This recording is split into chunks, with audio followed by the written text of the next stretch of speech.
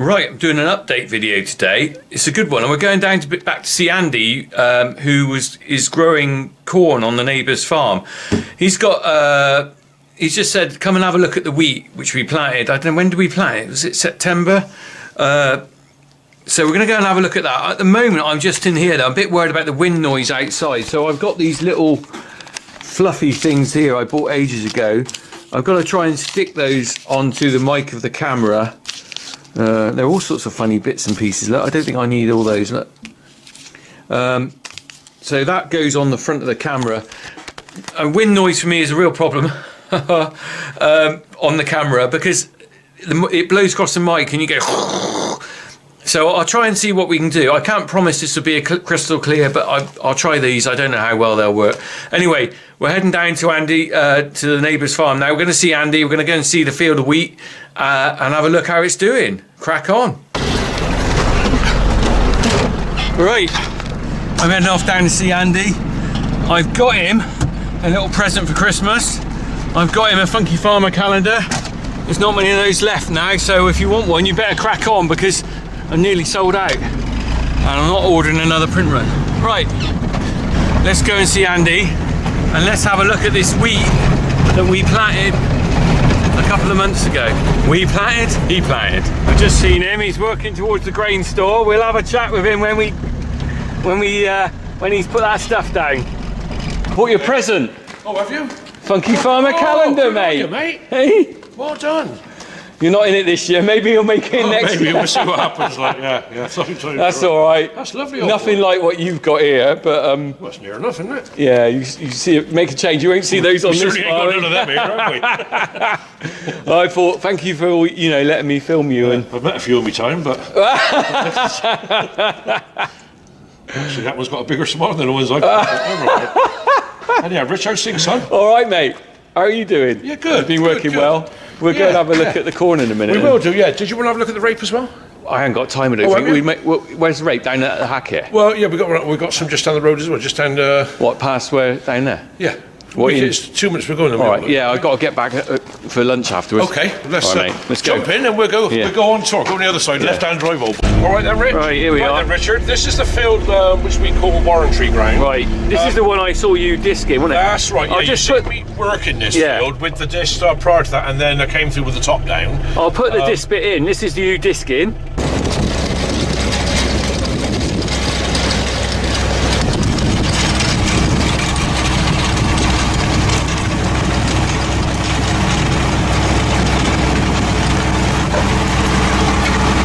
Okay, so that was you disking. It was, absolutely. Yeah, and you drilled it. Yes. So how long did it take before it came up?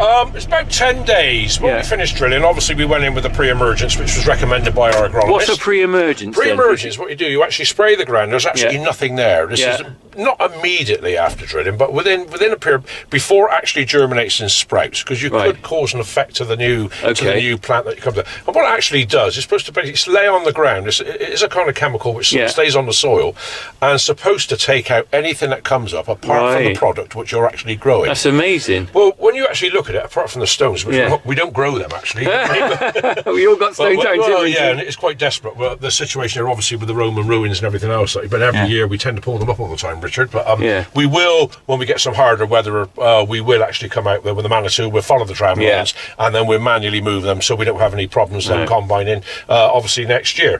So I've done the pre-emergence, and this actually germinated.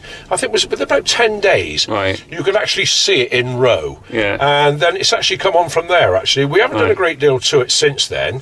We had to actually do an application of manganese, and we did a slight, very small amount of pesticide because we were suffering, not actually suffering, but there was a massive presence of aphids. Okay. So we needed to get on top of that, which we've done. Apart from that now, it's tethered out really well. It's looking well. This variety is called Graham. This is the first time we've actually grown this variety on the farm. So we'll see how it goes. Let's go and have a look. Yeah, it's going to have a look. Let's go and have a look at the... It's got good write-up, so, you know. I got to ask you a question about tillering now. So you said it tillered out well. What do you mean exactly by that? You can see now, as I say, you get your stalk that comes, you're actually on the growth of it when it comes up. And you can see, Richard, how it's actually, we're trying to avoid some of this. Well, let's get out of the stone area. Some of our ancestors' houses here. Yeah. see how it's sort of, you see where it's sort of really sort of bushing out and coming out really well and spreading, which is really good. So you start with a primary spike coming up, and then once the leaves start growing out, that's called tillering, isn't it? Then touch tillering, absolutely, yeah. And that's what we've got there. And this is looking really well at the moment, like, you know. So, and especially for this time of year as well, we're quite, you know, we're happy with it. Yeah.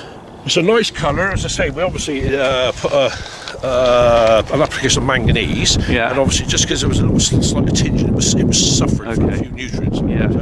And it's looking absolutely same as the barley over there. It looks absolutely exceptional. Well, there's no sign of any weeds. It's come up. There's no. I can't see. I mean, you've got the tram lines obviously here. You've got no ball patches, no nothing. It's really good, isn't it? Well, do you know what you're doing? How long have you been doing this for, Andy? 22 years now. You've got the hang of it now, haven't you? Well, I hope so, Richard. I certainly hope so. But if I didn't know what I was doing now, but I to hang your hat up. Although saying that, I did try 2 years ago. And you're back. I know. Yeah. Well, I'm glad you're back for my sake, because I get a lovely video with you chatting about this. Great. So you're pleased with this, and very, yeah. So we're now in December. Where will you be going with this over the next 6 months? What we have to do? Well, basically now we won't do a great deal. We're keeping an eye on it. Our agronomist still comes every 2 weeks and he'll have a look, and just in case, you know what I mean. Because the thing is, what's happening when you get the mild temperatures? That's when obviously everything tends to sort of certain things on your sort of your pest and anything like that can sort of come back to life and all of it. So you always need, every time we're out, you know, we'll always take a walk and just have a look at it. Even in the absence of your agronomist, like he comes every 2 weeks this time of year. You just need to keep on top and just. It doesn't take 2 minutes to have a look at it. You know what I mean? You think, well, a little bit there, a little bit there, something. I'll speak to him or whatever, and then he'll do his visit, and we carry on from there. So basically, look, Richard, we know the next couple of months, like we won't do a great deal to it. In all fairness, we will just keep an eye on it, just make sure everything's okay. It should start laying dormant now because of this time of the year. You know what I mean? The ground's cold, the days are short, just like the grass, really. Absolutely, it sort of go back. Then it'll just lay dormant now and just go through the winter, and then obviously in the spring, then we will then be looking at the fertilizers. Hopefully they'll come down a little bit in price. We're all hoping that, aren't we? Oh, it's drastic at the moment. So obviously then you fertilizer it, and then basically it just carries on the normal routine then. Obviously with your agronomist advice as well, to whatever it needs then to actually go through. But obviously you'll be coming back on regular. I'll come back. We'll come back in the spring and we'll see where it's gone. We'll have a look from there, and then we can take it right the way through. I love that. Right the way through then to the combine, so you've done basically the full season. Fantastic, that'd be awesome. Absolutely great, absolutely brilliant, Andy. Should we go and have a look at the rate? We've got a couple of minutes. Yeah, absolutely, of course we can. But that's barley there. Yeah, it's greener, isn't it? It's denser. Has it just got a different there is a slight different coloration to it, absolutely. It looks slightly different. That's very clean. Yeah. We have actually done the same there. Just one small application of manganese and a very, very limited amount of pesticide, because once again, the presence of aphids. Apart from that, everything's looking really, really good, mate. Brilliant. So if we just jump in the mule, we'll go down and have a look at the rate which we were talking about a couple of months ago, mate. Yeah, brilliant. Thank you. You're welcome. We're just parking up. So is this Farmer P's field? Ian Pulley? Yes. Well, we're going to look at the thing is, what we do all his work. Yeah. So we're going to look at this. I can just see over your shoulder. It's looking really cool, actually. But rather than go a couple of miles to our 60 acres of rape, this is what we've done, and we will be farming this right the way through. Let's have a look at this then. Let's have a look at this one. Windy day. Right. Over the fence. Oh. Another well-maintained gate, as you can see. I don't suppose you have to worry about stock, do you? Sorry? You don't have to worry about stock like I do, so every gate's got... Right. Let me just wipe the lens, I think I've got a bit of dirt on it. Right. We're just walking out. For all intents and purposes, if you didn't know, you might walk by this and think it's a field of cabbages or Brussels sprouts or anything. Is it the same member as the cabbage family? It is a brassica, yeah. Right. This is a brassica. This variety we got here is Duplo. It's a hybrid. We planted this on the 17th of August. Right. Now, there's been lots of people say, oh, well, it's too early, you've got to do it. But what we've actually done, we sat down with our agronomists and with Reg, and we sat down, because of obviously the problems over the last few years since they took the dressing off the flea beetle. It's been drastic for some people. Yeah. Absolute nightmare. So what we done, we thought, well, we will plant early and try and catch it in between the migration of the flea beetle. Clever. Try and get an establishment and see how we go from there. But what we did this year as well, when we actually drilled this, we actually we had a rep come round, fertilizer rep, and We actually, when we drilled this, we actually introduced it with a fertilizer which went in with the seed, and it's called Pink Start. Now what it does, it actually goes to the root and it actually feeds the roots, so it gives the root structure. Right. And actually, because that's what you need, get your root structure, and you need to get it up and away. Yeah. Which we tried to do, and as you can see, wow, it's looking amazing. Absolutely exceptional at the moment. It's looking amazing, because realistically, quite often you see a field of rape that's sort of got basically ball patches from the damage. Yeah. Well, the thing is, there were two things. Our biggest predator prior to taking the dressing off the flea beetle was pigeons. Right. And they can absolutely devastate a field. That's just all with a 12 bore, though, isn't it? Well, it's funny actually you to say that, because the field next to your maize field up at Stidcut there. Yeah. This was last week and earlier on this week. The field next to it, which belongs to Alan Bennett, which obviously that was maize stubble as well. Yeah. I noticed it last week. I seen these birds, and I actually had to stop the car and have a look. Really? Honest to God, now I know people go, he's talking in telephone numbers. Believe me, I'm not. There was 3,000 plus pigeons just on that field. My God. Now I just. What, after this, or I haven't seen long as No, just on the stubble. On the maize stubble. Trying to pick up the bits of corn and stuff. Yeah, and I've never. The last time I seen that amount of birds in that area there was in 2008. Looking back at me diaries, wow. And they were actually hammering our rape, which was opposite at that point. Wow. So I just thank God we haven't got. We haven't got any rape this time of year. But getting back to this, Rich, to say, so we did that, and then we had the rain, which obviously came and obviously got this really going. So as it is today. We've only done, believe it or not, and this was only last week, one application of pesticide. Right.